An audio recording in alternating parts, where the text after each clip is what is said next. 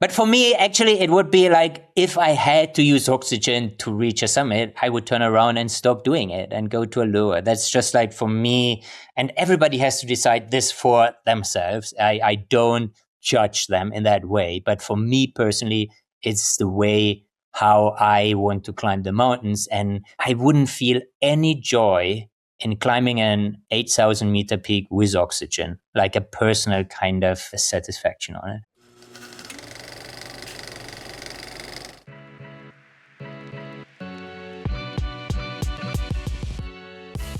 Hello and welcome to the Duffel Shuffle. I'm Adrian Ballinger, and we're here to discuss the world of climbing and skiing in all its forms through the eyes of mountain guides. And I'm Sam Kekepper. In each episode, we'll unpack exhilarating stories, share invaluable insights, and get up close and personal with some of the most experienced and passionate guides and athletes in the industry. Whether you're a seasoned alpinist or a weekend warrior, the Duffel Shuffle is your ticket to the thrilling world of climbing, skiing, and mountaineering. Join us. All right, welcome back. This is episode 49 of the Duffel Shuffle podcast. And Adrian, how's it going? So good. You're just psyched because there's snow falling, huh? Oh my God. I just had like one of the better days. I mean, I have so many good days, I got to be honest, but today was one of those like really special days. Like I posted on my Strava, like 18 years ago, I moved to Tahoe for days like this. So it was like, everyone probably knows who's listening to this. It's February 16th. We're going into this huge storm cycle. It's probably going to snow 100 inches, maybe more, maybe a little less in Tahoe. It started warm. It's getting cold. We're on day one of the storm. So probably the worst day of skiing to come this week. And I just had this like completely magical day where me and Em got out. We were at the resort at 9 a.m. We started skiing KT and it was, there was meant to be 3 inches on the ground. They must have measured at 5 a.m. because by 9 a.m. there was already like 8 or 10 inches on the ground. And there was no one there, not a soul, even though it should probably be the busiest day of the year, President's Day, Ski and Skate Week, all these things. And it just got better and better from there. We just saw like so many friends, like the old days, just like storm skiing, refills every run. The cookies were amazing.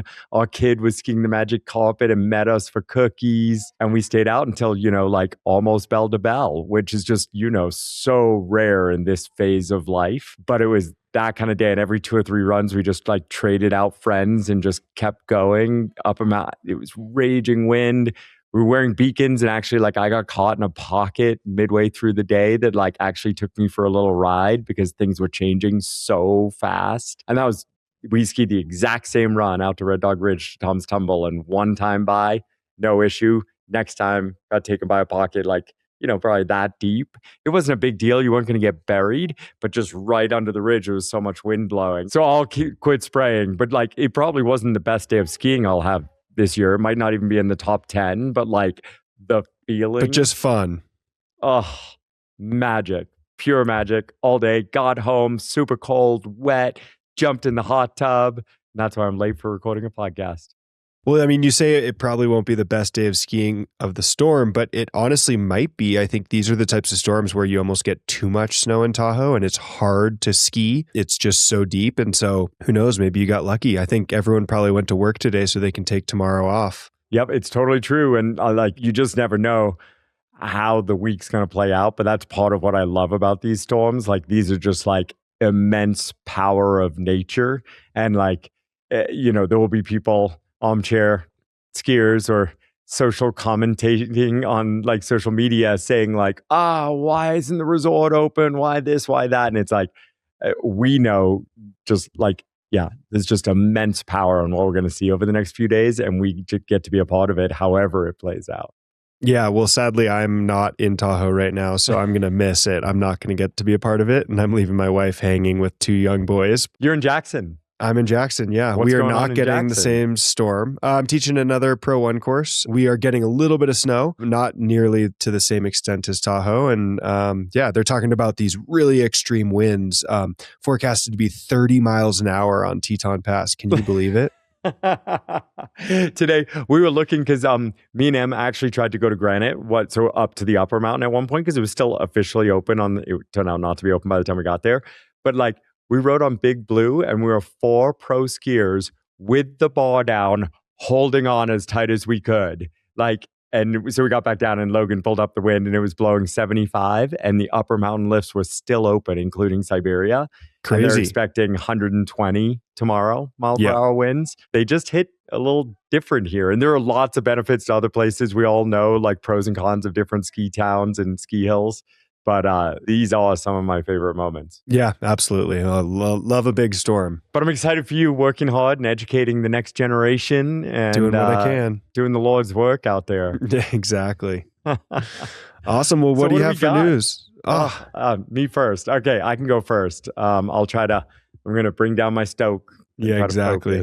I actually had lots of news stories this week that I'd be excited to talk about. Big, meaty issues happening in our world that are correlated to mountain recreation, what we do. But I think you told me to stay in my lane. So I'm going to stay in my lane a little bit. Probably the most notable news that really ties to who I am and what I do is Nepal continuing to move through new regulations for people climbing Everest.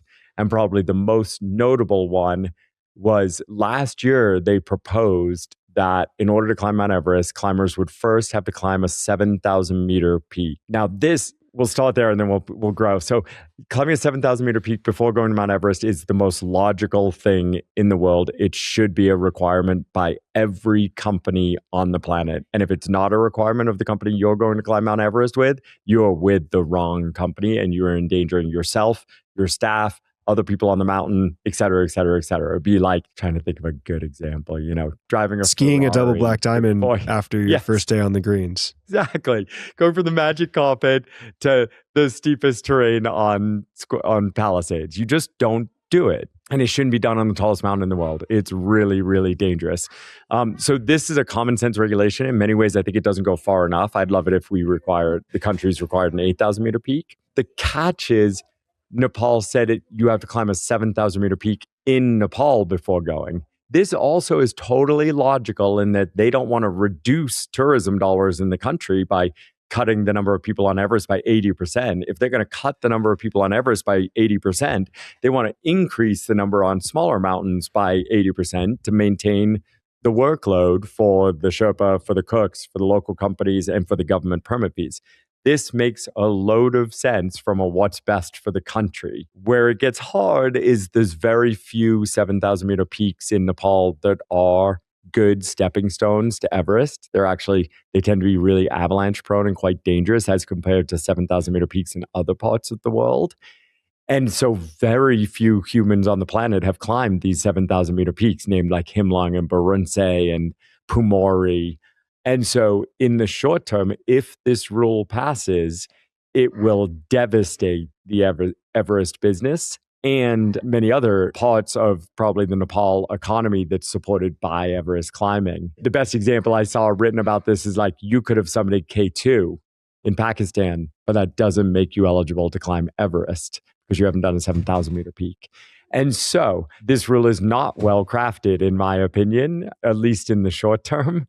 And it just passed the upper house. So we've talked lots on this podcast that Nepal just throws out new rules. The tourism board does every year, and they're all well-intentioned and they never change anything on the mountain. This rule is different because it's been included in a package of reforms in Nepal that's actually being passed through Congress. So in the United States, we have this issue, right? Like people make rules and they don't last for long or they don't stand because Congress didn't actually do their job and make the rule, which then makes it very hard to cancel the rule. Well, same thing, a little different, but same thing in Nepal, where rules generally haven't mattered. But since this has passed the upper house, it's now 1/3 of the way to actually being law. It still needs to pass the lower house, and then it needs to go back to the upper house and to the president. It is quite likely it passes. It's not likely it passes in 2026 or for this climbing season. It won't pass in time. So this does not change anything this spring. I do think Nepal's heart is in the right place, as I've said so many times on this podcast. I think this rule, I would love to see this rule be adjusted or kind of like tweaked. And I hope that happens through the legal process. But we'll see. But meanwhile, it's creating havoc in social media. Yeah, and obviously the challenge with laws in the past has just been enforcement. And so you believe that because this is being done through Congress, the enforcement will follow and be more of a challenge than the past regulations and laws that have been put forth. I do. I think if it actually passes through Congress, it will be a real law that will be much harder to just ignore than the local regulations that have basically been bribed around and things like that. And also because they are saying it must be a Nepal mountain, there's really no way to game the system. Either your name is in the records of the Nepal Mountaineering Association or it's not.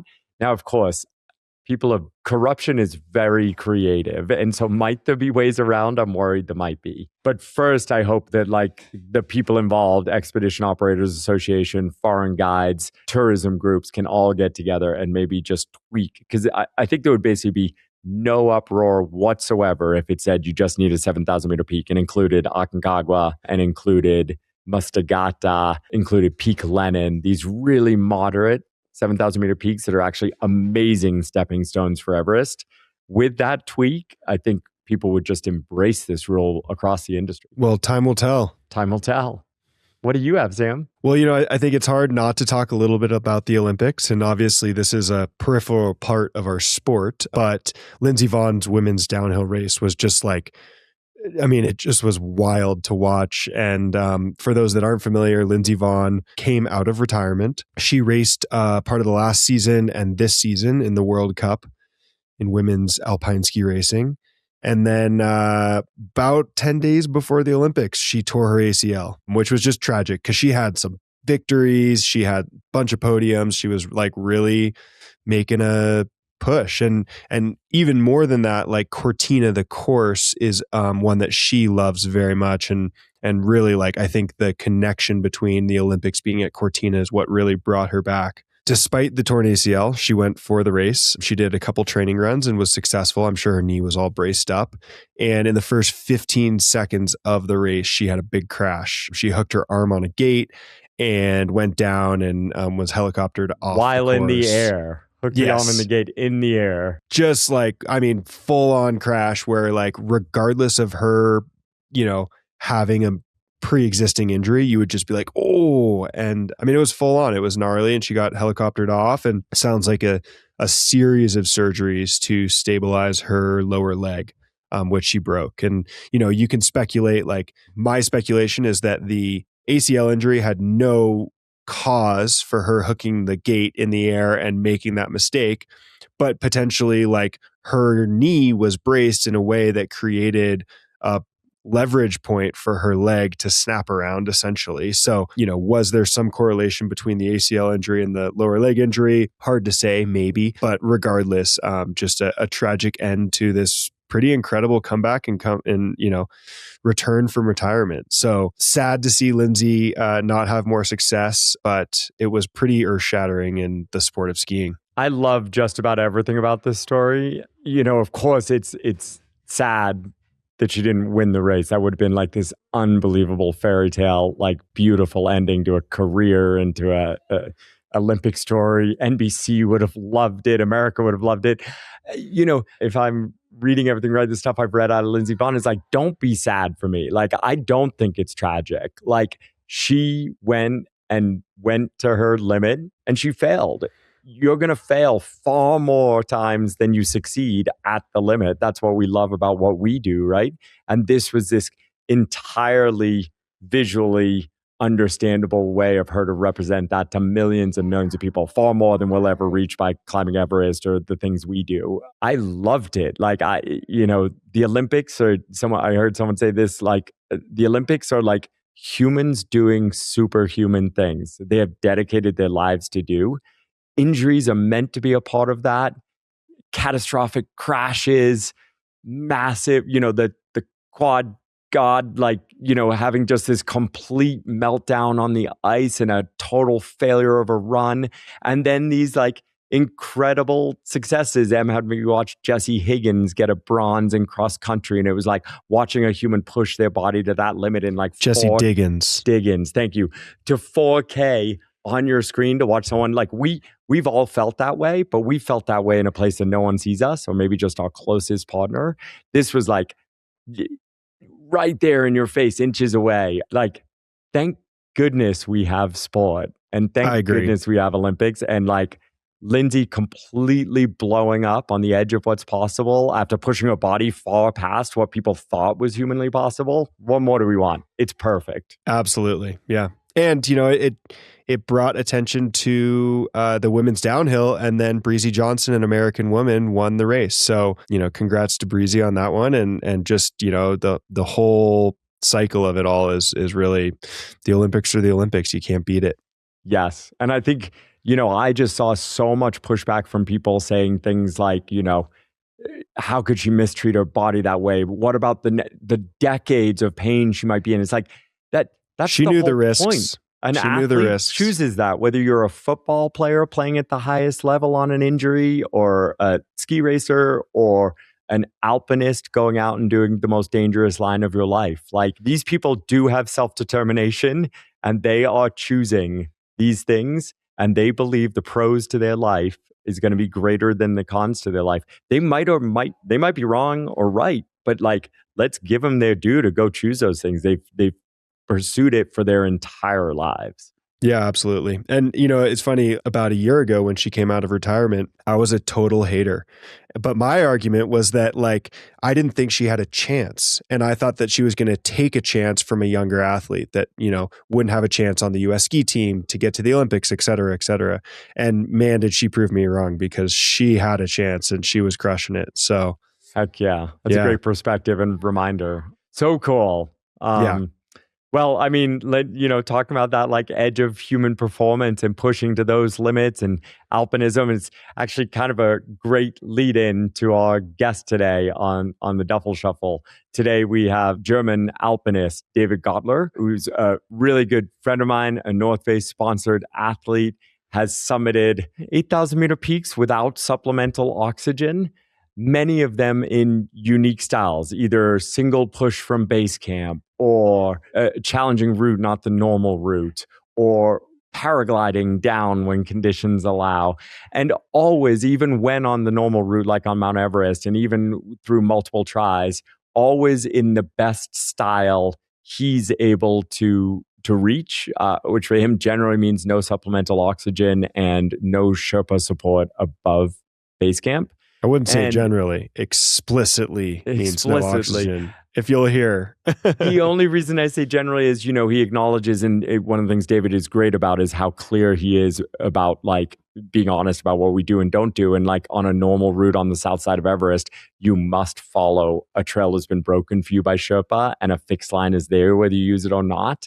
And so that is, in my opinion, Sherpa support above base camp, even though he's trying to keep it as clean as possible. So that was my That was my caveat from my personal experience and what I believe happens up there. But, David is so unique because he's been doing this now for more than 2 decades. And he's been doing it through really a transitional point, I think, in the sport, where he was mentored by some of the most famous no oxygen 8,000 meter peak climbers in the world.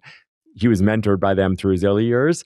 And now he is at that cutting edge while also seeing the next generation coming in. And he's played at a very high level throughout that entire timeline. So I'm just so excited to sit down with him to, for him to share some of his stories, some of his path, and also some of his thoughts about where we're maybe going right and potentially wrong in this wild sport of climbing the tallest mountains in the world. Yeah, I thought it was a great interview. Stay tuned.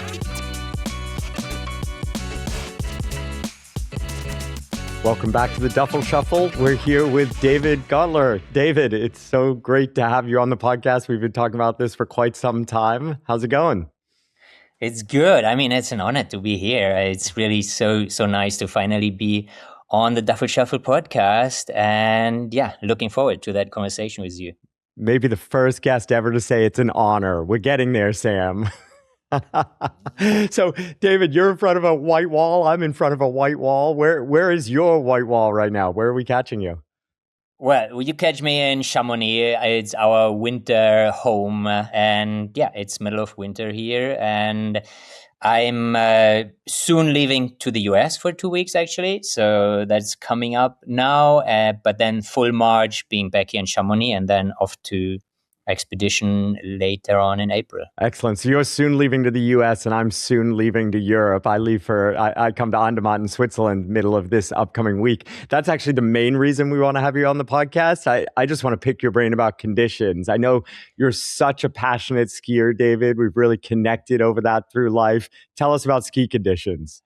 I really can't believe you throw me under the bus and we're not even 2 minutes in and you totally kind of, like go out there. But yeah, I'm not this passionate skier at this point in my life. But still, Chamonix is for me the best training playground I can imagine, or I think it is. And as well, I heard it's good for skiing here and there if the conditions are right. At the moment, I can warn you, it's really tricky. I mean, all over Switzerland and here Chamonix, Osterwelle, we got so much snow in the last days on really, really super weak, tricky layers.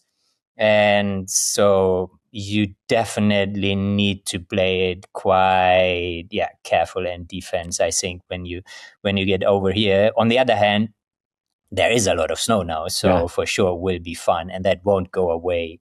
Aren't you getting meters of snow right now? Yeah, I mean, they yesterday, they closed everything here in Chamonix. All ski resorts were closed, except always Les Souches is always the small, kind of a little bit outside ski resort, which is open all the time because it's lower and low angle and the forest. But everything else was closed. Col de Cormonté, and then Col de Monté, the roads were closed. It was avalanche risk 5 up there towards Switzerland.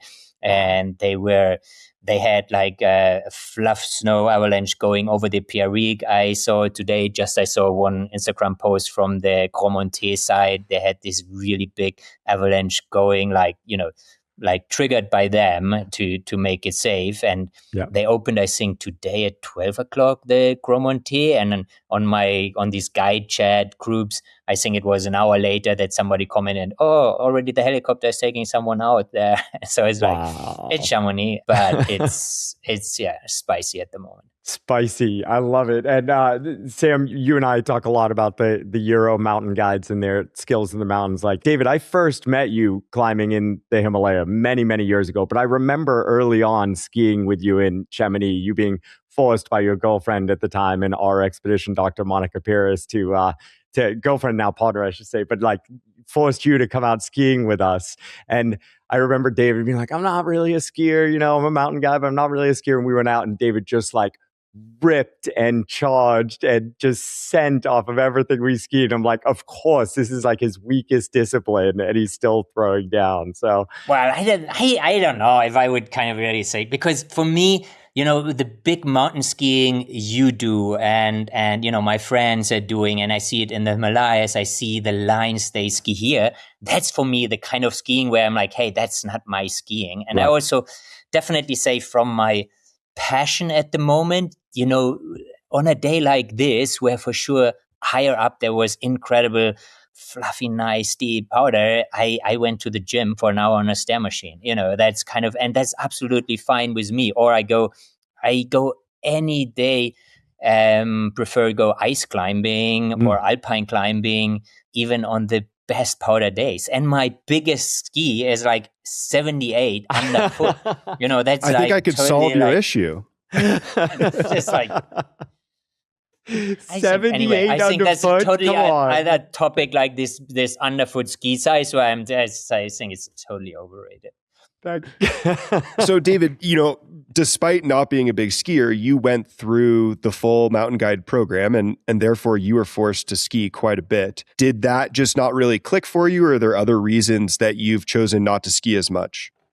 No, I think, I became a mountain guide and I was the first, 5 years, every winter, all winter in Andermatt, in Descentis, freeride guiding for German companies, like back to back the whole winter. And I enjoyed that. It was so nice, so good work. And And I loved skiing at that time, this kind of skiing. It was not crazy committing lines. You ski there with your clients if you do free riding in Andermatt there or descent.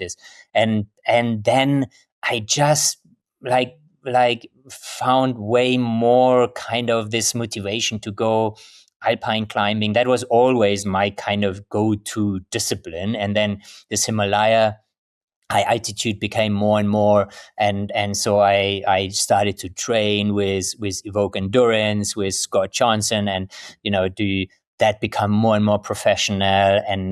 And so for me, skiing was just not the discipline which attracted me personally the most. I did it a lot for guiding because I think it's the nicest discipline to guide in once you kind of make your arrangements with the avalanche situation, which is on the other side always like you never have that 100% in your hands, I would say. But once you're in there, the guiding is where the clients are the closest to your kind of fun level in that sense. And so that's why I love to do it as a guide. Now I don't do it at all, because that's for me the other thing. At the moment, even I get requests for, I don't guide overall very little, but the few times people want me to, hey, we go a day guiding here, ski guys, off-piste freeride skiing in Chamonix, I always refuse because I'm not anymore into that.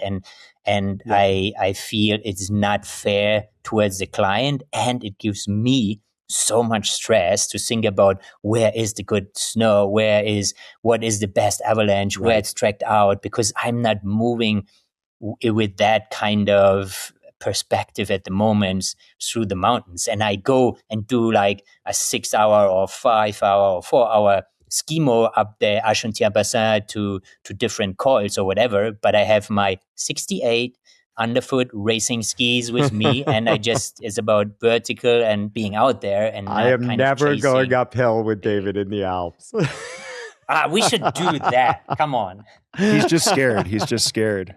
Okay. Well, I love that we've spent the first 7 minutes of our recording talking about the thing that David wants to talk about the least, which is skiing. Thank you for humoring us. But there's so many things you mentioned that we do want to talk about that we know you're really focused on. Training is certainly one of them.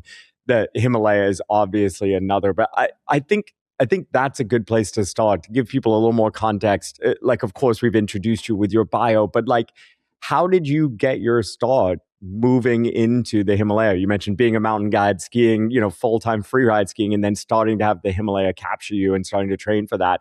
What was your introduction to the Himalaya, and how did you get started on the big mountain path? Well, I think I started a little bit early because I think this adventure exploring gene I got through my parents, because we did as kids only adventure 4x4 travel. We did #van life when it was not #van life. It was just like we go with our 4x4 to starting in Munich. I'm born and grew up in Munich, Germany. And we started from there driving all the way to Morocco and the desert in Africa, or to Iceland with the ferry, or to the end of Turkey. And so I always loved this adventure traveling. And that's what I know from early on. And then the expedition climbing I got into in Germany.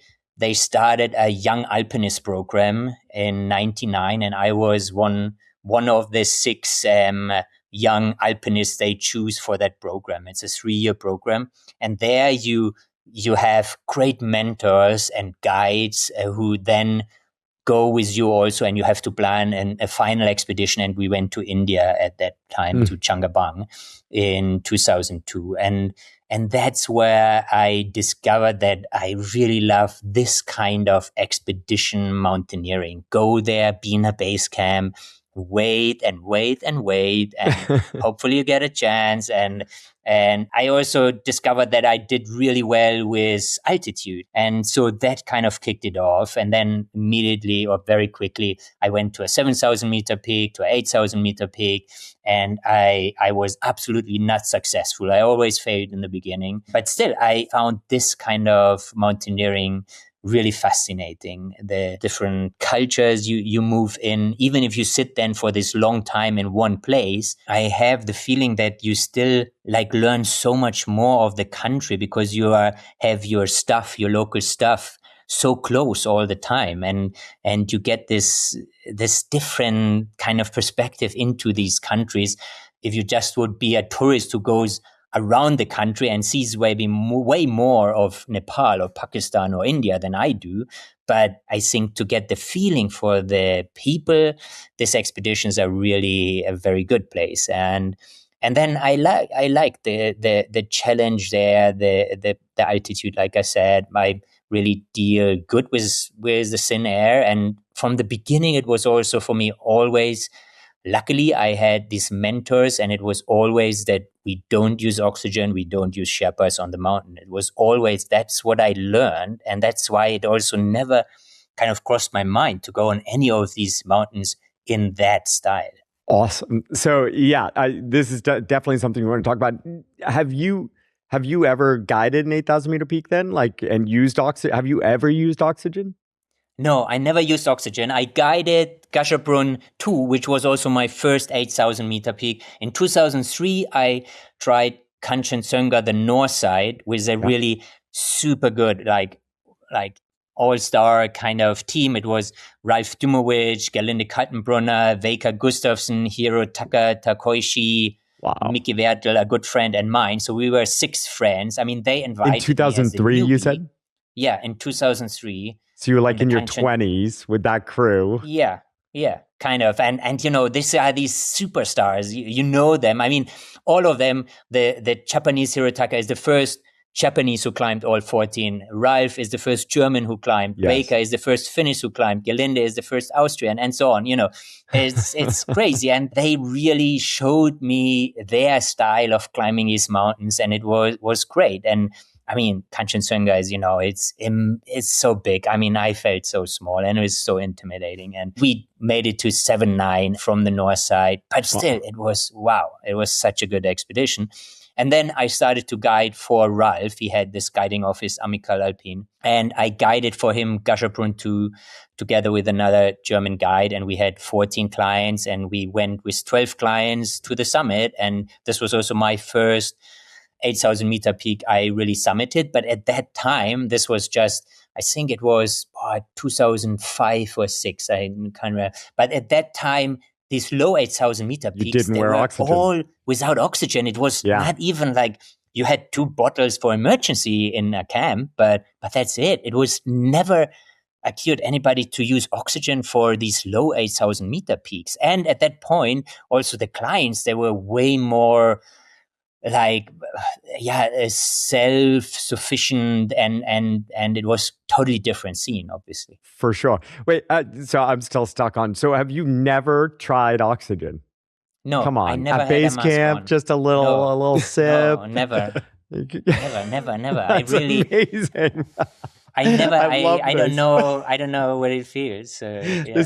This is going to be the moment on the podcast where I'm just like floored. Like, I mean, of course I knew you didn't use oxygen, but that is really remarkable. And so that leads to... And I'm always like, maybe I need to try it one time because I want to know what really the difference is. But then I'm always like, actually, no, I don't want to sacrifice. Yeah, you don't want to know. Just wait wild. Until Monica starts telling you, like, David, like... It's time for you to start using oxygen. Yeah. You're starting to forget a little too much, right? Like, maybe. But for me, actually, it would be like if I had to use oxygen to reach a summit, I would turn around and stop doing it and go to a lower. That's just like for me, and everybody has to decide this for themselves. I don't judge them in that way. But for me personally, it's the way how I want to climb the mountains. And I wouldn't feel any joy in climbing an 8,000 meter peak with oxygen, like a personal kind of satisfaction on it. Yeah, so you've really been a part of this, we'll call it industry, this sport, through this period of massive change. Because by the mentors that brought you in, you were at the tail end of that kind of like glory time of like, that was the way the mountains were being climbed, and commercialization was just beginning in the early 2000s. These idea of bigger trips with a lot more logistics and oxygen and things like that. So you watched that entire progression today, which we'll get to, and so how some of the mountains are being climbed today. Before we get into sort of that progression and how much those changes are, you said you really wouldn't feel pride personally climbing one of these mountains with supplemental oxygen. Can you just speak a little more to that? Like, what changes do you think, or why is that purity, if we use the word purity, like, why is that so important to you? Why does that capture you so much? Because I think for me, the main challenge on these mountains, the difficulty is the lack of oxygen. That's what makes them difficult. The technicality on them, most of the time it's not really difficult, especially when we talk about the normal routes. I mean, it's nothing. It's walking in thin air most of the time. But the challenge of this little oxygen up there makes it so difficult, and all what that brings with it, the decision making, the risk management. That's why I also don't want to have like a backup or a bodyguard with me up there, because it changes my whole risk management decision-making process, which I think is the challenge on these mountains for me. And that's why if I take that mask on, I would just not challenge myself with the nature out there. It's like, it can be fun to climb a Via Ferrata and you can have a great experience there, but you just don't challenge yourself with Mother Nature in that sense, which for me need to happen to find the motivation to enjoy it, to be proud of what I've done there in the end. That's a great description of it. And so this has meant that some of the biggest peaks you've climbed, you've summited 7 8,000 meter peaks without oxygen? Yeah. 7 of them. Yeah. And Everest being one of them, obviously, and Everest and others took more than one attempt, right? Has that kind of been a part of your experience on these mountains? They don't always go down the first time. Yeah, I mean, never, more or less. I mean, very few, like Gajabon to Makalu, surprisingly, and Dhaulagiri, they went down the first time, and then the others, it took all like more 2, 3, 4, or even 5 kind of, attempts to it. And that's also part of the game. And it took me a while also to accept this, or especially when I come to my later kind of the last years, maybe, when I tried Everest and I got into that. And this was 2019, the first time I turned around 100 meters below the summit, and then 21 come back and turned even on the South Col. And so there I started to work with a mental coach to really also crystallize that why and the style and what it means, and that it's important to know and have it in really clear in front of you what that means, that I have to turn around when everybody around me summits in a different style, because that's what, especially when you are on a normal route with that style or this style, you mix it up. It blurs also for me once I'm in the moment, and you go home and you're like, what the heck? I thought I'm the professional, super good, I don't know, whatever they call you, superstar climber, and everybody around you summits, and you go again back home without reaching the summit. Like, what's wrong here? And this was something which I really was very happy to work with my mental coach on it, to have these answers to it, have this kind of my values and my why really worked out. And that helped me a lot then to deal with that I'm okay with turning around. It's still always a hard moment and it's frustrating, of course, but it's part of my values and style. And so, David, most recently you successfully summited Nanga, and I believe, correct me if I'm wrong, that was your 5th attempt on Nanga? Yes. And long time in the making. Is there ever a point where you're like, I'm going to put this aside for a while and maybe come back to it and maybe not? Or are you very like, all right, I am focused on Nanga until I summit it, and then I'll move on to the next? I mean, with Nanga, it was that it started 2013 when Simone Mora invited me to try the first winter ascent of Nanga Parbat, because at that point it wasn't climbed in winter. And so that was my first time I tried the Rupal phase via the Schell Route. So it's not the normal side of the mountain, not the Dirmir side, it's the Rupal side, which is the highest mountain we have on our planet. If you say from base camp to the top, it's 4,500 meters. I don't know in feet, but it's 1,000 like 15,000 feet. It's like 1,000 meters higher than Everest, for example, like from base camp to the summit, or K2. And so these 1,000 meters in the end, I realized make a huge difference. And so I tried it there the first time in 2013 in winter. I got relatively high, but then I kind of, again, put that to rest, and it didn't capture me right away. And then I did other expeditions. Then I started to focus on Everest, and then I was really kind of locked in onto Everest, because also there I felt every year it's getting busier. Every year it's kind of more expensive. It just like ramps up so quickly that I was like, okay, and I was sure that the height of Everest without oxygen is just on this mere limit of what a human in general is able to pull off. I mean, Adrian, you know it as 100%. Well. And so I thought, okay, the longer I wait there, the older I get, I think my chances get smaller and smaller. And we have friends who tried it in their old age, and they just go, and they never and it didn't work out for them. And so I was like, okay, I really want to do that. And as well, it was possible for me to do that alone. I don't like to climb alone, but on Everest, you're alone with 600 or 1,000 other people, so it's okay. Plenty of social opportunities.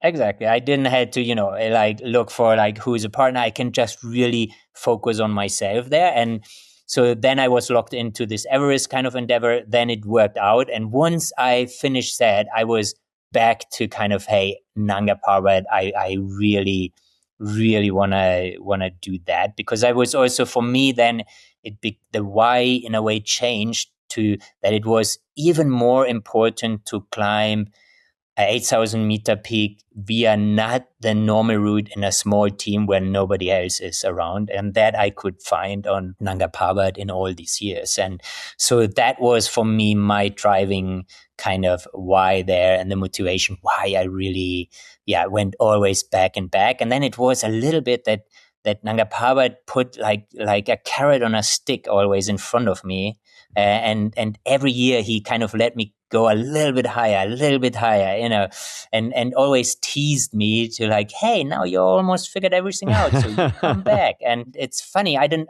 know if, Adrian, you had this on mountains, that, for example, for me, K2, I was there on 2 expeditions. I was 3 times above 8,000 meter, and I don't feel I want to go back there. It's not, I haven't summited it, but it's a mountain which is really low on my list that I want to go back there. I don't have a good kind of like feeling to it. And with Nanga Parbat, every year it was like, wow, I want to come back next year. I almost couldn't wait. I had this really positive feeling to it. I don't know. You have this? Yeah. Well, I mean, certainly, I just want to, like, Nanga, because of your experiences through it, like, it's become this, like, incredible icon out there in my mind now. Like, a group of friends are thinking of going to Nangba on the same side you climbed on the Rupal side, and it's like I am completely inspired to go and like potentially experience it, because it actually looked like, and you can tell me if this is true or not, despite the failures, it looked like you were having a lot of fun and finding a lot of joy on that side of the mountain in those experiences leading up to your final success. Were the stories you were telling, was that kind of the truth, what you experienced there? Yeah, I mean, for sure. For me, the base camp, it's 3,600 meters. It's in green meadows. So low. You have on the other side, opposite of Nanga Parbat, you have these 5,000-6,000 meter peaks where you can go skiing every day. I mean, I didn't brought my skis, but I was with skiers. They went skiing. I brought my wing. I love to fly, like paragliding. And I did every day, or whenever I was fit, like hike and fly. You can do this. and you land just next to base camp in this green, nice meadow. It's so low that you recover really well. You sleep well. You have amazing food. It's really close to the end of the road. So if you run out of anything like mangoes or whatever you want, like it comes, and so the people are so friendly. It's so nice. I mean, over all these years, I become good friends with them. I have now a project where I support the last village called also the Rupal village, with medical aid and this kind of stuff. So I really, it's a place where I looking forward to return, and not for climbing number probably again, but just to be there. And then the route itself, we choose it as well because it has very little objective danger. So it's just in the beginning, there's one serac which you kind of need to be aware of, but I think it's relatively okay there. And then you have avalanche risk, of course, but you can work with it. And so all of that thing is just really good. And then you have a route and a mountain which is huge and impressive and intimidating and beautiful. Yeah. And you mentioned that you were with skiers and you had your wing. This seems like a trend amongst the, like, at least professional athletes going to the biggest mountains, that most are not only climbing anymore, they're also adding these other components, skiing, flying. To you, is it like a necessary piece to add to the difficulty of the experience or the wildness of the experience, or is it actually like this is a safer way to get down off the mountain, in your case flying? Like, can you speak a little bit to the trend of the sport moving in that direction? Well, I mean, I can only speak to the paragliding side and how I see it for me. I think in general, also the skiing side, I see it become again a little bit more in vogue. It was lost a little bit. It was maybe there at one point in all the kind of Himalaya history, with Hans Kammerlander and Markus Simifredi, or what was like the snowboarder, and these guys. I mean, they pushed at this time. It was really something, it was going there, and then it disappeared in a way, and now it's back. And with the flying, it's something just the technology allows us now to have these super light wings, which weigh a kilo more or less, and so and they pack down to 4 liters. It's like a little bit bigger Nalgene bottle, and that's it. And this thing can fly down. And so for me, it's the most elegant and beautiful way of kind of getting off the mountain and finishing off an ascent.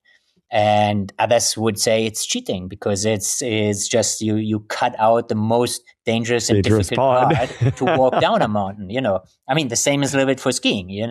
So it's debatable there, and it's really interesting. And for me, it's not that it has to be. It's more the bonus. It's the cherry on the top if that happens. And actually, again, here I worked with my mental coach and for myself that I forget more or less that I have this option in my backpack on the way up, because otherwise it eats so much energy. Where if I have to think all the time about, is it flyable? Is it not? Like, now the wind picks up a little bit too much. And then my morale goes like, oh no, depressing. And then the wind goes away and I'm like, now I need to hurry up. And I'm still, hours, days away from the summit. And it's like, it's something which I really try to forget. And then when I arrive on the summit, I mean, of course, I observe that, what's happening around me. You're gathering data, but you're not constantly... but I'm not kind of, focusing on that. And that really is how it works for me. Because for me, flying is still something which I mean, it's so... I'm a wimp when it comes to flying, and I have such a huge respect for it that when there's a little bit too much wind, I'm always like, no, I think I walk down. So because that makes a lot of sense. It is funny. It's a sport or a tool that's growing so quickly in the mountains. I see the utility of it so deeply, living not in the Alps, I think it's harder to get the reps necessary to become really competent and fresh and stay current with it. We see a lot of Americans kind of struggling with that if they don't move to the Alps or live there. I kind of feel like it's passed me by, right? Like where I am in my career now, I haven't added it as a tool, but you have skiing. I have skiing. Absolutely. But paragliding, like we have a lot of friends who have had accidents, really meaningful accidents, right? Like it. I mean, it seems... here is the same. I mean, it's just like the consequences are so quickly so big because you are just really fast with these things, and we are not really made for flying, Yes. So we try, but.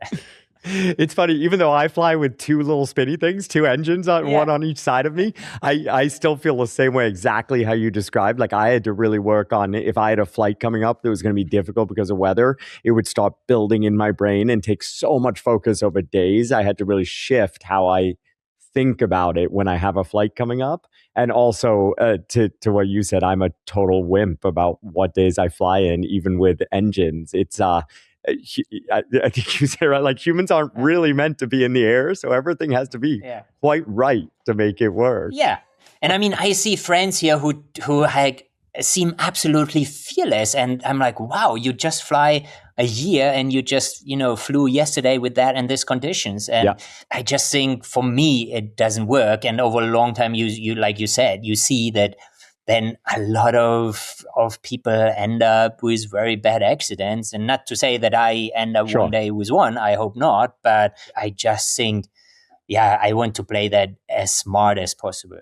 David, do you feel like it impacts your margins when you're climbing because you have this tool to descend safer? Or is it challenging for you? You spoke to like not getting excited about conditions or depressed about conditions, but do you feel that you push yourself on the ascent differently, knowing that you have this potential tool? No, I think that would be a huge mistake because the chances that it works is just so slim. So you always need to plan. Also mentally, I prepare myself. I will walk down off this mountain. On Nanga Parbat, I was like, okay, the other two, they put their skis on the summit and they ski down. And I just walk. And I think on that route, I knew we would be more or less the same speed walking down. So it's not that I walk completely alone. I would be always kind of in there, like around them. And we had the situation the year before when we turned around at 7,500. And it was the same with Boris Langenstein and Tiffany Dupier, like two French really badass skiers and super amazing humans, which really made up the best team I ever could find myself in. Even we were completely different, and they were French, but it worked really, really well with them. And I knew I could just walk down, which happened the year before, and they ski down, and that's okay then for me. But I cannot plan on going down. Of course, when it then works out, like this year, I mean, it didn't work out on the summit as it was just a little bit too gusty and it was just above my threshold. Other people, I'm sure, would have taken off there. But for me, it was just my risk kind of level was not there. So I walked down 400 meters together with them. They were skiing. They put their skis on. Then we had to do one rappel. And after that one rappel, which we did all together, there I found myself in this nice steep kind of slope where the wind was like better, more laminar, not so gusty, and it was already 6:30 in the evening, so the whole kind of thermic system cooled down a little bit, and then I took off there and it took 35 minutes to be back in base camp, which is of course insane because you have this super long traverse on the Dirmir side. You go over to the Rupal side on this route. It takes ages. I mean, Boris and Tiff, there were 4 more days on the mountain, 3 more nights until they were back in base camp. And I was you were 35 minutes. 35 you minutes. You were cheating. I'm in this green meadow next to our base camps, and it was totally. It was on the one hand, it was magic to have this evening flight in absolute calm air, and on the other hand, it was surreal, and it really, it took a while until my body and my brain kind of connected again, because my body was down there in absolutely safety in this lush green environment. Wow. And my brain was still somewhere up on the mountain, and so yeah, it was there. Wow. Of course, you can say it's a huge safety benefit, but when it goes right, but exactly. You can't count on it. And Yeah. so if you're flying off like this, does this by necessity speak to the style you have to climb in? Because you obviously, if you're going to fly off, you can't pick up camps or trash or anything on the way down. Is that right? You carry everything to the summit with you? Yeah, I mean, we carried a lot. For sure, it was my heaviest backpack I ever carried to the summit, but the good combination with them was that they go back down to the camp. So they kind of had then to pick up everything what we left behind. So that is, of course, if you're really completely alone, you have to consider that and make a plan there, how you get your stuff off the mountain, or you carry everything up, or you do it in a single push like Benjamin, and you just don't have anything anyway in the first place. So yeah. Amazing. Yeah, these are all considerations. And didn't you do a single push on Shisha Pengma, south face of Shisha? Yeah.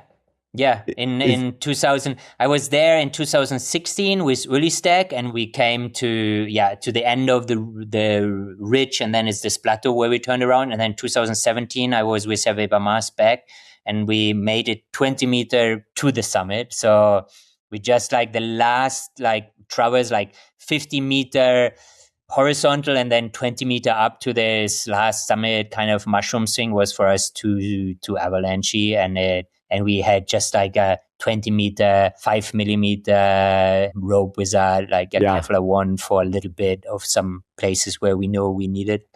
So we both are like mountain guys and have a lot of experience, and we both didn't had an idea how we can make it safe to get over to the summit there, the last 20 meter up. And for us was okay, because we climbed in 13 hours from our tent at the base of the wall, all the face, all Shisha Pengma south face, to that point close to the summit, which was for us super good and rewarding.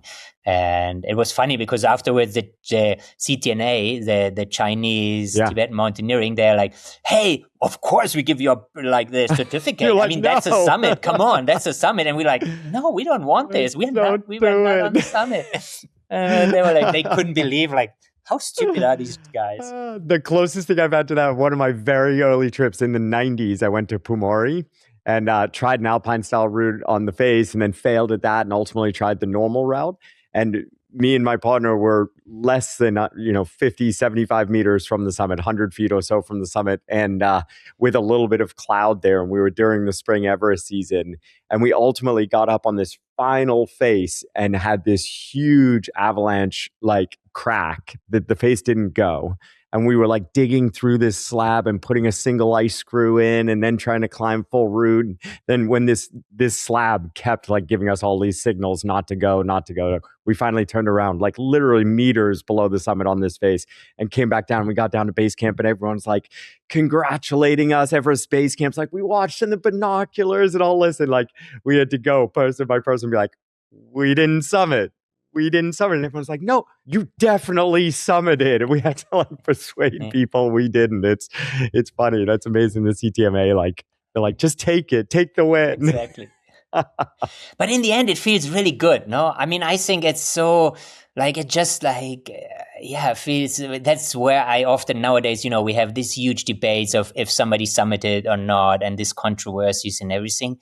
But I always think to myself, how can you make your life so difficult and so complicated with putting these things out there where it always backfires? No, it never works on the long term. And what you get out of there? And I don't know. Yeah, the beating up of your soul for the for positive feedback from the world. I think that calculation for the vast majority of us will ultimately fail. You will end up in the negative way more than the positive. But clearly those incentives are like people are struggling with those decisions because we see cheating in our sport and lying. But I don't think that's a new thing. I think through the decades there have been people who have made the wrong decision in that calculation of like claiming the fame instead of the truth, and we continue to see that. Today's podcast is brought to you by Alpenglow Expeditions, a Tahoe-based guide company with an international reputation. In its 20th year of operations, Alpenglow leads the highest quality expeditions in some of the world's greatest mountain ranges, from California's High Sierra to the rugged Himalaya. Alpenglow runs more than 40 international expeditions per year, as well as offering a full menu of guided ski and climbing courses throughout California. Join us and experience the Alpenglow difference. I do want to talk about style a little bit, but before we do, like one of the things, you're now looking at a 3-decade-long career in the Himalaya, if I'm doing my math right. You're 30 years in, and you're still here, and you're still pushing really hard and trying these big mountains and trying to accomplish these things. You're speaking a little bit to being conservative, but like, how much do you think your success in your career and still being here, like how much comes from your decision making, how much comes from your experience, and how much has luck played into it? Like, do you index luck high in the fact that you're still here, or how do you think about it?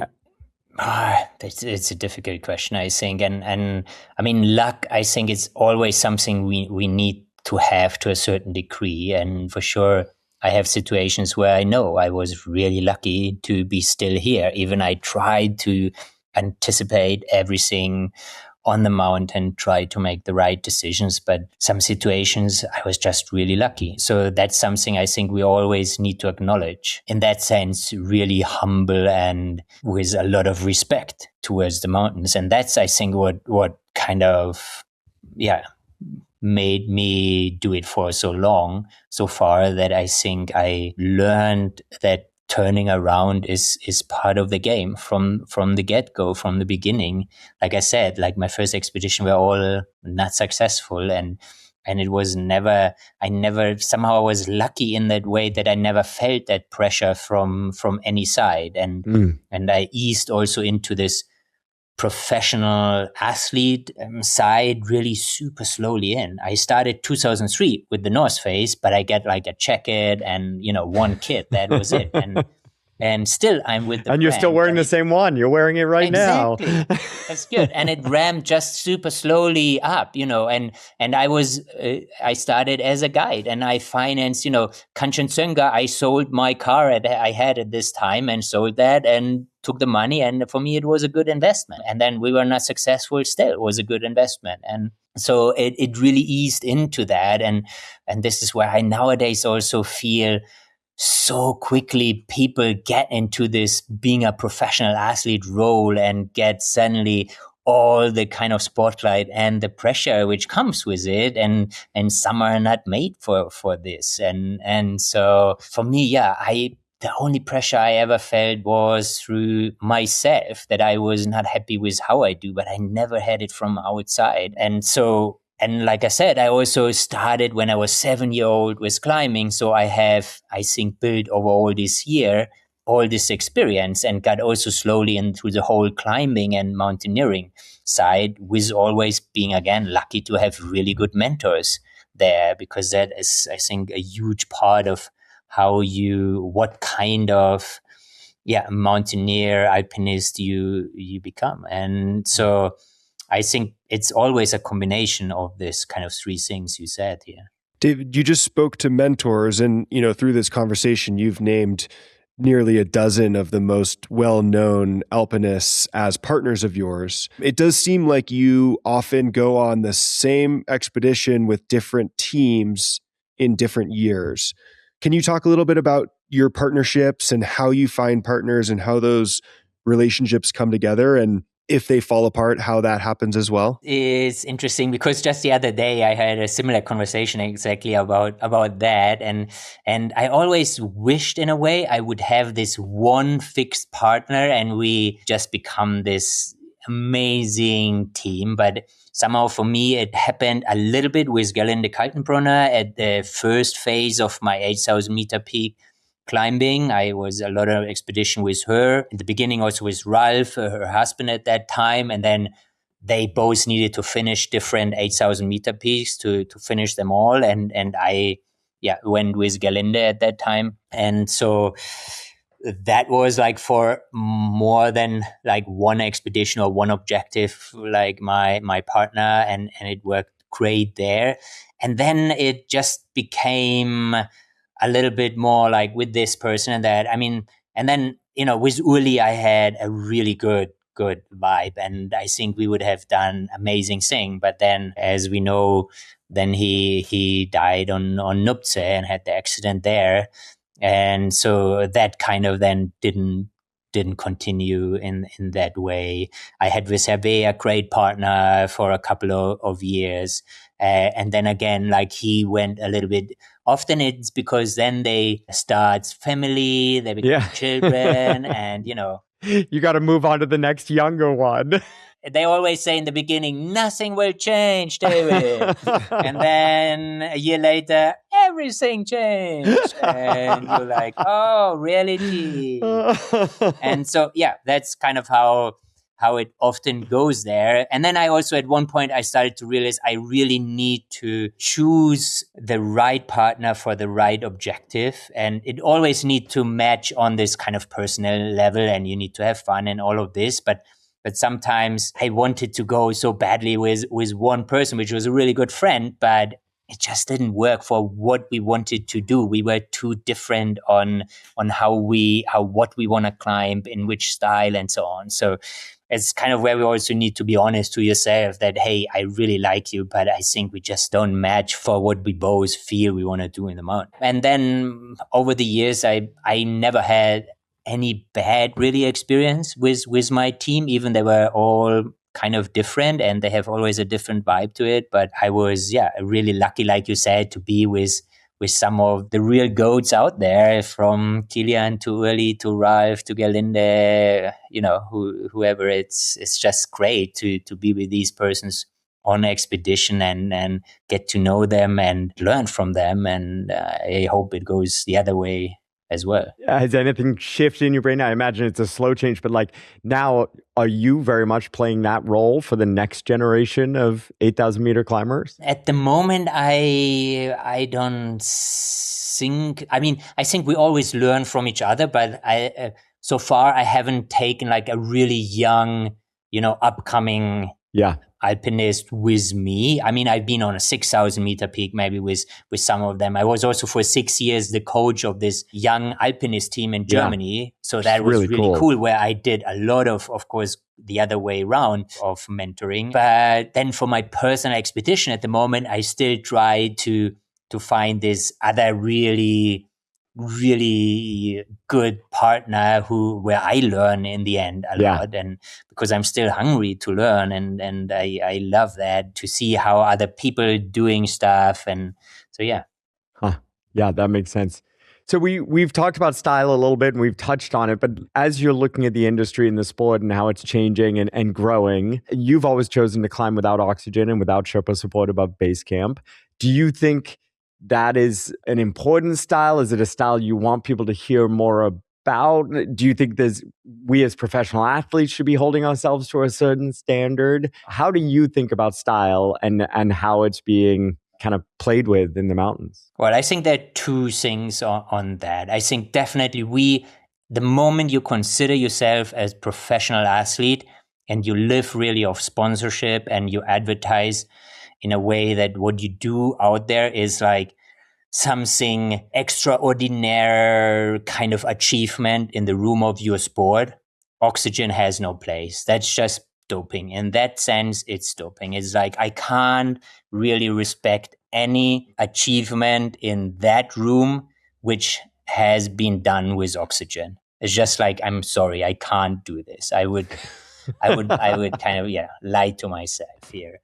But on the other hand, I can be absolutely happy and cheer for person XY who don't see themselves as a professional athlete to go up Everest on the normal route with all the help they get and have a great experience there, as long as they kind of see themselves in that bracket also in a way. And it's not that the one is better or the other. It's for them, like on a personal level, they have the same fulfillment and joy when they summit Everest than what I do. And I'm absolutely happy for them as well.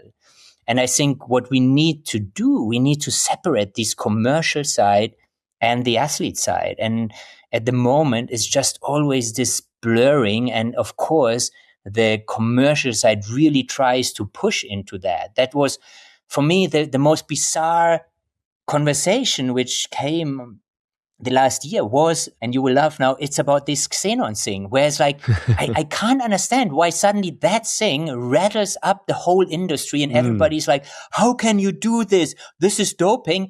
When you take on an oxygen mask, which is, and you dope anyway the whole time. So it's like, what we're talking about, like, you're allowed to take this much EPO, but this much is like not good. I mean, doping is doping. There is not a little bit of doping in this sense.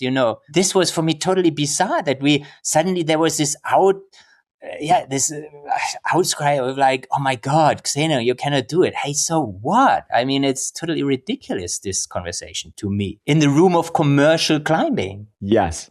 100%. So how do you, because Sam and I have talked quite a bit about this over the years on the podcast, like how do you think we should define the line of doping versus not doping? So like Diamox is not doping, dexamethasone is, based on WADA or the Olympic Committee, or what, since there is no governing body of climbing, how do you think we come to terms with those things? Well, I think in the end, the beauty of mountaineering is that there is no governing body, that there are no rules, and we can do what we want there. And so in the end, I think, of course, it's really hard to make this, and we want to have this hard cut somewhere, and it's not possible because, of course, you can accuse me, and I'm always super transparent here. I used on Everest the fixed ropes, and I never had to do any kind of trail breaking. Of course, this was a huge advantage, and you can read this in my first post when I talked about it. So where is that line? And everybody need to find this line for themselves, obviously. But for me, oxygen is just so much above everything, coming to the kind of answer to your question, why I don't like it, or like, because it's the nature, the difficulty. And if you look to other sports, for example, rock climbing, if you pull on a quick draw on a 9A, you just haven't climbed the 9A. No, but you also went from the bottom. You're breaking. Is that true? Oh, I'm sorry to be the. There goes my first 9A.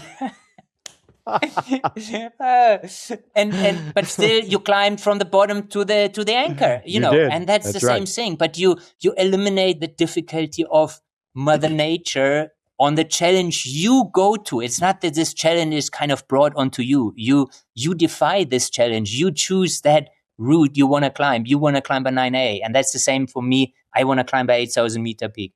Yep. And as a professional athlete, that is the difficulty. So that's why oxygen is just above everything else here. And you talked about Diamox, you talked about thing. I never use any of this. I know it's often used there. Of course, it's also in a way doping.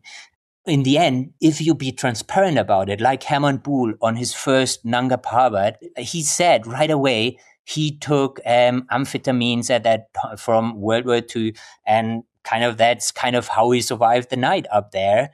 And I'm okay with that. If you be, from the moment you come down, transparent how you achieved your goals. And we all know where we do a shortcut. And that's like where I want to see more accountability of the professionals in that room to come with this kind of shortcuts openly and transparent right away. And that's not what I see at the moment. And this is also where it backfires over time, because then we lose so much credibility, I think. And it's this blurry field of what is really kind of a good achievement. And suddenly things get celebrated where you think like, really?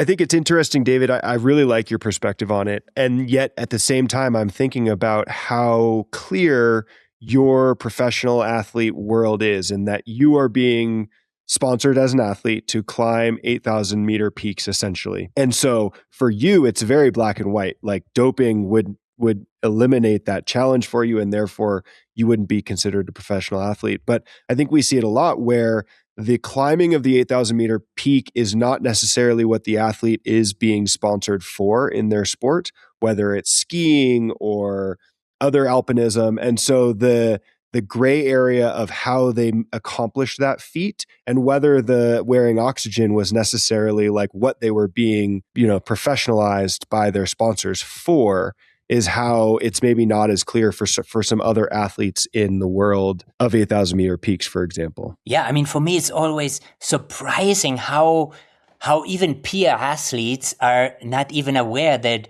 this person climbed with or without oxygen. Yep. And then you kind of talk about it, and then they suddenly, oh, wait a minute, really? That was with, and oh no, yeah, oh, right. Now I kind of see it in a little bit different light. And because they become so good in kind of not telling that side of their story. And don't tell me this is by accident. Well, and I think, using Adrian for the example, like Adrian has skied first descents on 8,000 meter peaks, and he's never tried to say he climbed without oxygen and skied. Like the goal was to ski, and therefore the oxygen is maybe less of a factor in the whole endeavor because the goal was the ski, not necessarily the climb as much. And I don't know, Adrian, if you have any additions to that or thoughts. Yeah, I mean, I can jump in, but I think David's perspective is a really important one. And I think the best example is 2022 when I climbed and skied Makalu. Like a decade ago, 15 years ago, the 8,000 meter peaks, really the tallest 5 really weren't being done without supplemental oxygen. So I kind of told myself in my head that like, oh, you kind of need supplemental oxygen to be able to ski at that level and make decisions at that level, away from the ropes, away from everything else. And then when Anjay skied K2 in 2018, he really changed that bar of those tallest 8,000 meter peaks, showing that they can be skied and it really is just an excuse. It is possible. I think he was really a generational change in that ski. The lower ones had been skied without oxygen, but the tallest ones had not. And as soon as that happened, to me, it was like, oh, now there's a bar that I need to try to achieve. And that was absolutely my goal going into Makalu. And so hopefully I did exactly what David's talking about, which is ultimately I failed. I found out Emily was pregnant. I was skiing alone without a partner. The route turned out to be really difficult. And we made the first summit of the season. So there was no established route on the mountain and everything just got harder and harder and harder.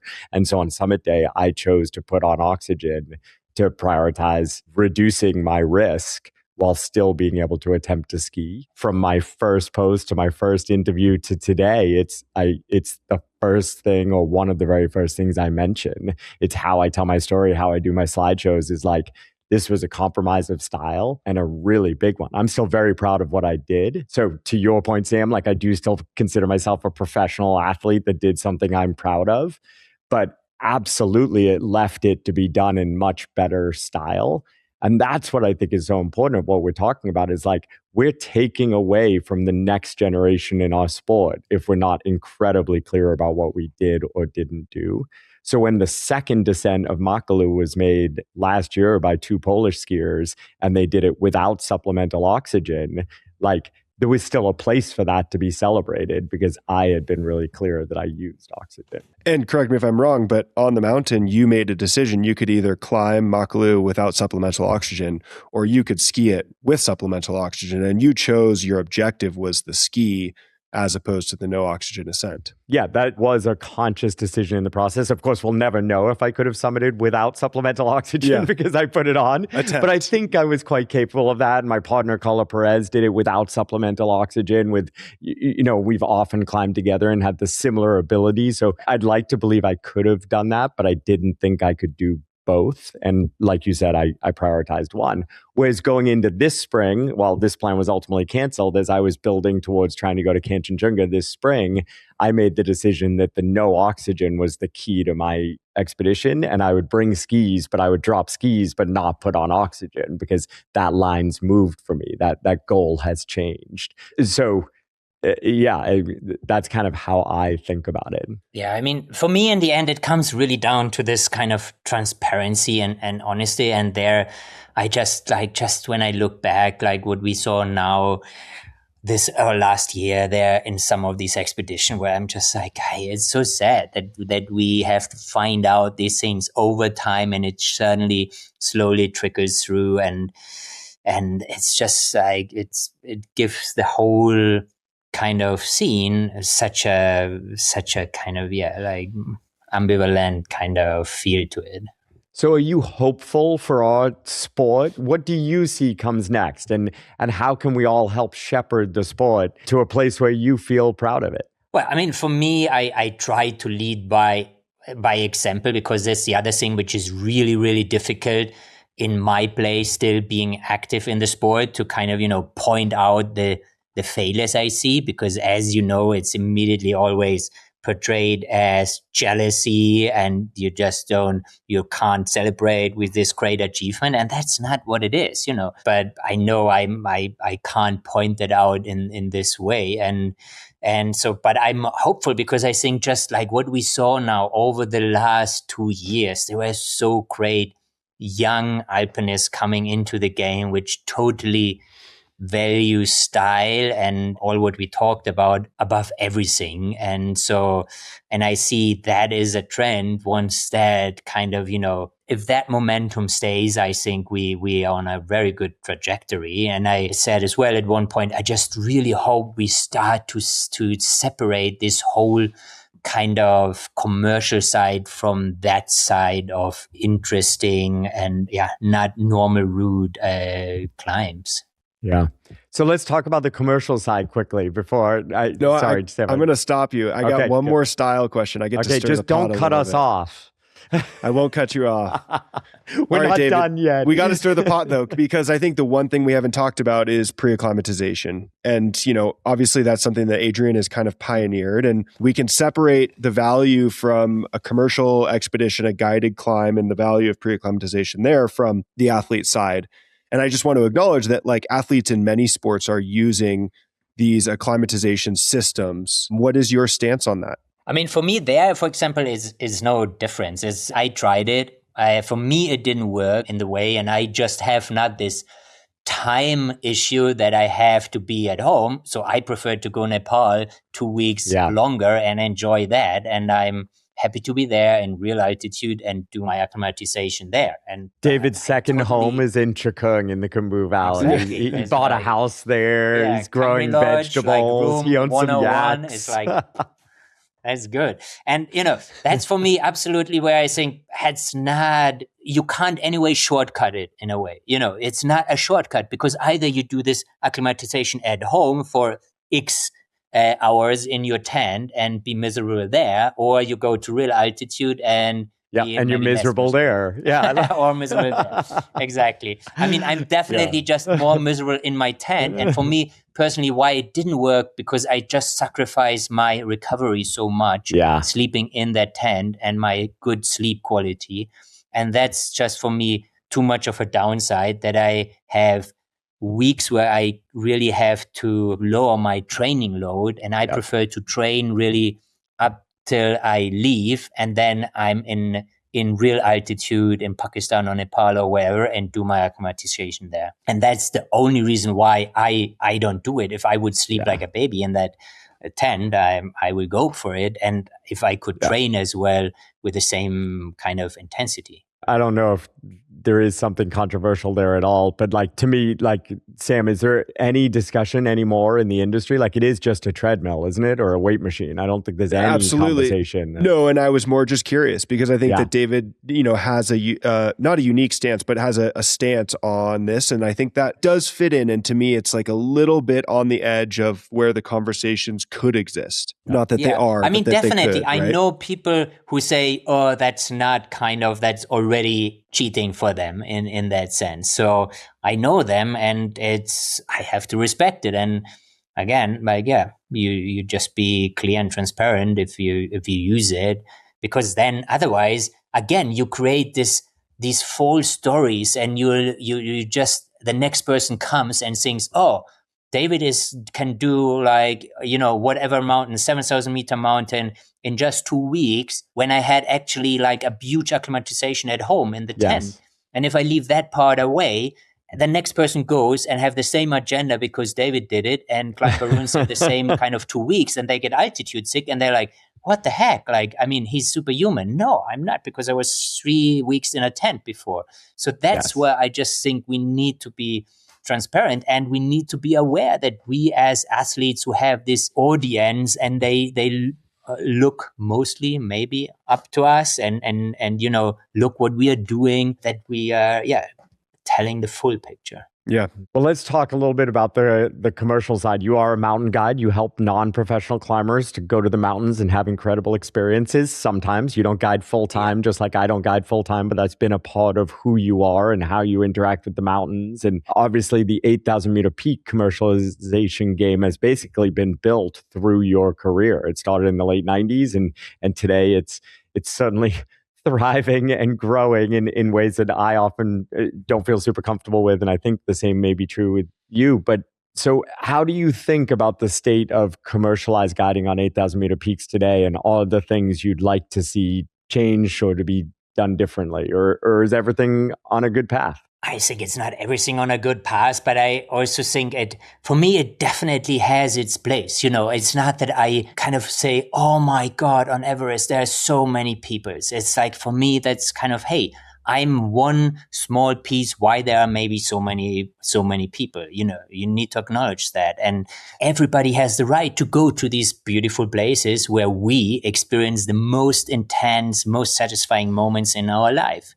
So the commercial side, I think, has absolutely a right to exist also in the mountains. Of course, we need to try to make it more sustainable, more responsible towards nature, towards the local communities and all of that. There we are far from perfect, or that side. And me, as when I go private there, I can be better there in many ways. I try hard. And for me, why I, for example, stopped guiding was because I had, at that point, you had these really big groups, and I was just so frustrated that I never can do a good job for everybody, because you just have to do the middle kind of, and what was the kind of approach agenda and the whole agenda laid out before. And you had both sides of the spectrum, the ones who just need 2 rest days more and they would be totally fine for acclimatization or a summit push, and the ones who could be a week earlier at home. So that was for me why I stopped, because I just didn't feel.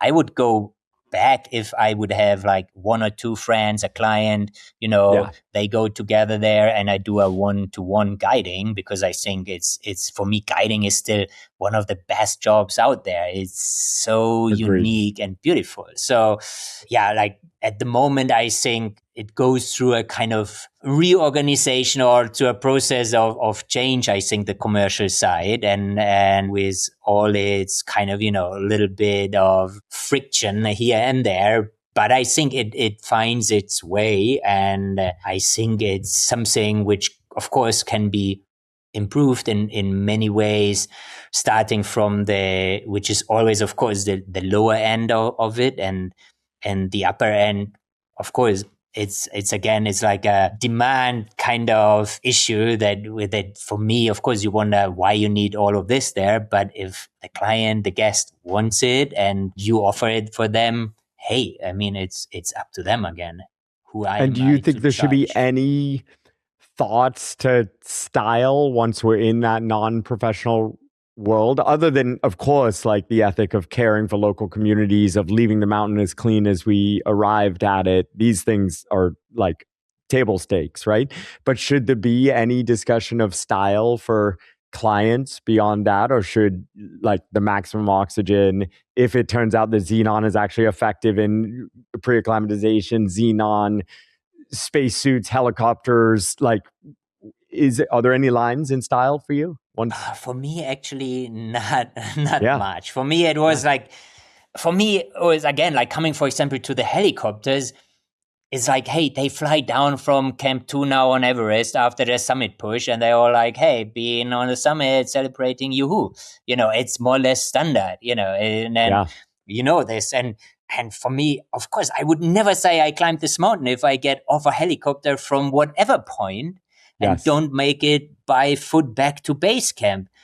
But if they want to kind of, believe on that, because if we are really then honest, I use here in Chamonix every day the telepheric to get up to the start of the route and climb it and go down with the telepheric. Or I guide Mont Blanc and I don't start from the valley. I start as high as possible with the telepheric. So what is the difference then in the end, So, I think the Alps are the ultimate example of how we are taking non-professional climbers to completely wild places, utilizing everything what we can. And why not then there in the Himalayas? And we have this, often we kind of want to hold on to this romantic pictures of, because it's still called expedition and all of that, what that kind of everybody imagines with. And that's just like, let that go. It's not any more reality. And still, for these people, if you want to choose that way of climbing whatever mountain, hey, it's good. Like I said, as long as you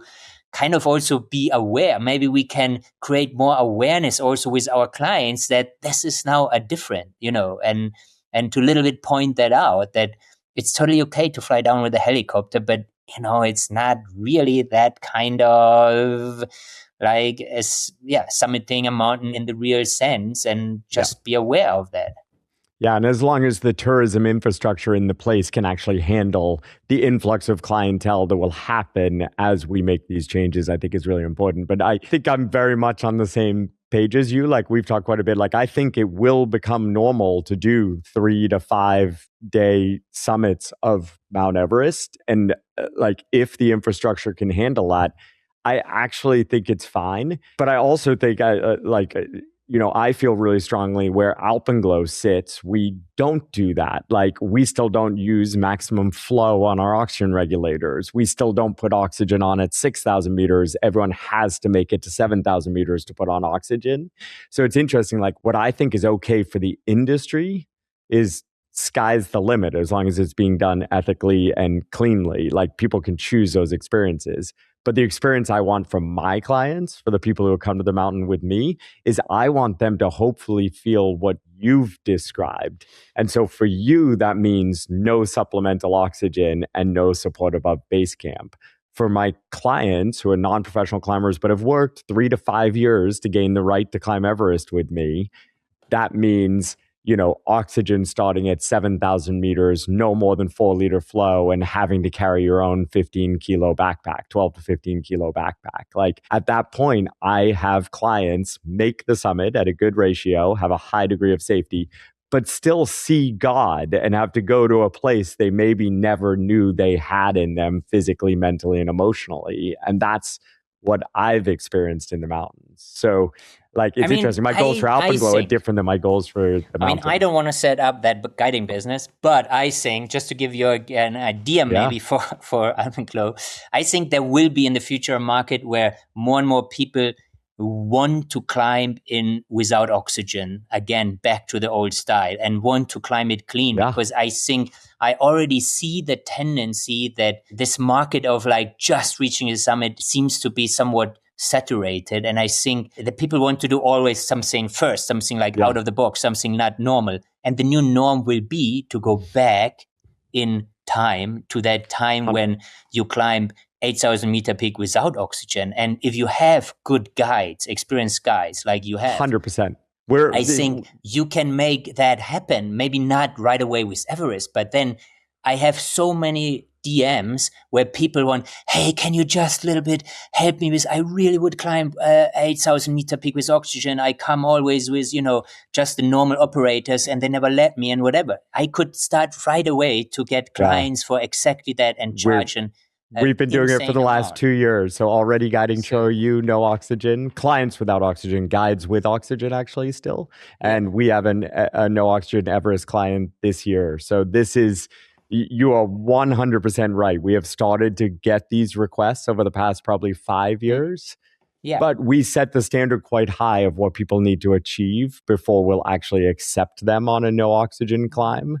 And we're only doing them currently as privates. And so Yeah, I financially, think that's they're quite how expensive. they need to be run. They need, So of course, they yeah, need to be run yeah. like this, I think. But you're 100% right. The requests we're seeing now for no oxygen climb is growing really substantially. And it remains to be seen if it's a good business model, because of course there's risk there. And like my little Well, I plug think for you need to prepare them that turning around is a very high chance by here. far And the more likely outcome. yeah, exactly. And I think as long as they got this message and have the value in it, and then they accept it, and it's okay. It's about education. We actually use you as an example as we're talking to these potential clients, because I turned around on Everest my first time trying without oxygen. Carla Perez turned around without supplemental oxygen the first time. You turned around. Simone Moro. All these climbers that people have heard about failed before they succeeded. And I think those are great stories and powerful stories to be sharing with people as we discuss this. But I think, my plug for Alpenglow, like, as you know, having Monica, your partner, as our expedition, over doctor who has supported so many no oxygen climbs, Topo, Carla, myself, all doing a lot of no oxygen climbing. We feel kind of unique in the marketplace for this because, like you said, most guide companies just say no, or we're seeing a lot of like guide companies accept people without oxygen and then basically forcing them into oxygen really quickly on the trip at the first sign of it being difficult. Whereas we know it's meant to be really difficult and painfully slow, and the infrastructure has to be built to allow for that. Yeah, or just leaving them out alone there. I mean, it's this kind of bigger operators we know who just accept everybody, and they're like, yeah, sure, sign up. And then in the end, you like see them and you're like, I mean, what you thought? Like, was like, and yeah. I think this is a really hopeful place where maybe like at least like ending with style and commercial guiding, in that this idea of like, I think it's really exciting. The more non-professional climbers are going to look to this style as the other side gets more and more diluted in some ways through technology and support. This more like traditional pure style, I think, is a really exciting place we should see grow. David, you spend a lot of time in Chamonix, one of your homes. You spend a lot of time in the Himalaya, and obviously you've been on the North Face athlete team for the better part, more than 2 decades now. Who are you keeping your eye on as the young up and coming talent that you've seen in any of those worlds that you exist in? Well, I mean, at the moment it's Benjamin Vedrines for sure. And I was with him in 23 on Nanga Parbat. I forced him to turn around because I just didn't have it in my legs in this year, like on our summit day, which was probably my most difficult time turning around because it was this big ego hit for me personally. But I mean, what he did is you can't wrap your head around, more or less. I mean, I'm still baffled about times he climbs here routes on the one hand, where I'm like, how is this even possible? And when you know the routes, and then he has a quiver of climbing, through solo in winter, rope solo, to doing a speed record on K2 and all in between. Skiing, I don't know, like a Traverse of the Mont Blanc Massif on skiing, like just like in 3 days, probably, like phases, like challenging steep ski kind of phases. Other people would be dreaming of skiing one a lifetime or something like this, and he's doing this with a friend, Nicola, which is another like phenomenon. Like Nicola, his partner for Yanu, and on many expeditions. Like, it's, I mean, for sure, he's very inspiring. Such a good recommendation. Anyone who hasn't yet seen Ben Vedrine, either on social media or I think he just put out a film about K2. It's really incredible what he's doing out there. And he's such a really is so humble. It's so nice to, I feel really fortunate that I, again, spend time with him and get my ass kicked on Paraglider in 23. Well, you're an old man now, Goettler. I know, it's kind of like a damn. But it's cool. I love it. I know time-wise we're going to have to save for a whole nother podcast training. Somehow we spent the whole hour and a half and we didn't even touch on Evoke or training. But are you in a training phase now? And if you are, what are you working towards? I have a sneaking suspicion he's going to say, not going to tell us. I mean, the reason you're here because Everest season is... April comes and I'm off to Nepal again. Really exciting trip coming out there. And for that, I'm trained now, but luckily the person I go with is also a little bit busy with other things. So we are at least at the same level, which is just always good. So yeah, so for that I train, I do my normal routine. I started now with Scott Johnson from Evoke, this lactate measuring. So I bought this lactate measuring device. I experiment with that because it's just fun always to more data, some new stuff. And with Scott, I have this super good coach there who always finds somehow the right method and training to me. And over years now, I work since 2015 with him. Yeah, we know each other really well, which is of course a huge advantage. And so that's at the moment training is, I would love to go more volume, but it's just really difficult at the moment. So it's more gym, Stairmaster and Smith machine workout focused at the moment. But then hopefully March, we get a nice long high pressure system here in the Alps. I can get all more volume. Not until I leave the Alps in middle of March. Then you can have your high pressure. Deal. I'm all up with this. You can get all the snow and everything. Perfect. I appreciate it. No, that's good I think that's good for a lot of our listeners to hear who are probably listening to this while on a Stairmaster in like New York or London or SF. It's like you're in the center of like the Alpine world and you're still putting those gym sessions in. Yeah, I mean, they're hard to beat from the kind of time to efficiency, and what I get out of it is just like, wow, they're really good. Excellent. We're going to have to do a full nother episode on training and equipment and gear, because I know you're a tinkerer. Yeah, that would be an interesting one. But he's a tinkerer for sure. Well, David, I am going to wrap this up because it's been an awesome conversation, but we want to do part 2, and the only way to do part 2 is to save some good topics for it. So thank you so much for taking the time. It's been really great to have you, and your insights and your stories have been fantastic. Yeah, thank you. I mean, I definitely like this really honest and open conversation about all the topics we had. I think that's really, something I would like to hear more often. Yeah, 100%. I appreciate your perspective so much, and like ways to platform these. There is nuance to these things, right? That can't be captured in a Twitter or a TikTok. And it's like our sport is growing, and you are a leader in this sport, and like we need to be hearing from you and having conversations where we agree and disagree. And so I hope to do more of it and encourage more people to jump in and have these conversations. They do shape our sport. So thank you for the time. Thank you. See you next time. Talk soon. Thanks for listening to the Duffel Shuffle podcast. You can follow along on Instagram, where we post our favorite clips from each episode, as well as more about the world of climbing, skiing, and mountaineering. If you haven't already, please subscribe, rate us, and leave us a review on your favorite podcast platform.